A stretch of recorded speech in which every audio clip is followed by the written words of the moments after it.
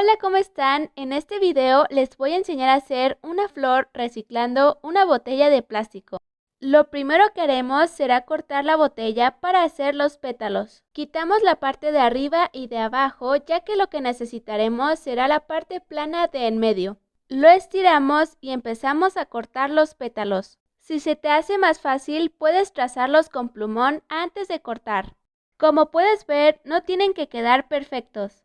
Así haremos pétalos de dos tamaños diferentes, 5 grandes y 5 pequeños. Obviamente las medidas dependen del tamaño que tengas pensado para tu flor.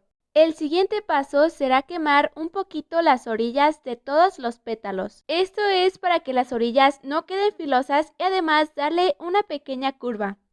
A continuación, necesitamos una tira de cartulina que doblaremos a la mitad. Del lado contrario del doblez haremos pequeños cortes sin llegar al otro extremo. Esta tira la enrollaremos en la punta de un palito de madera delgado.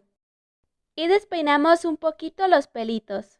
Ahora es el momento de pegar los pétalos. Comenzaremos con los más pequeños poniéndolos alrededor del centro. Una vez que hayamos terminado con estos, seguimos con los más grandes. Estos los pegaremos de manera intercalada.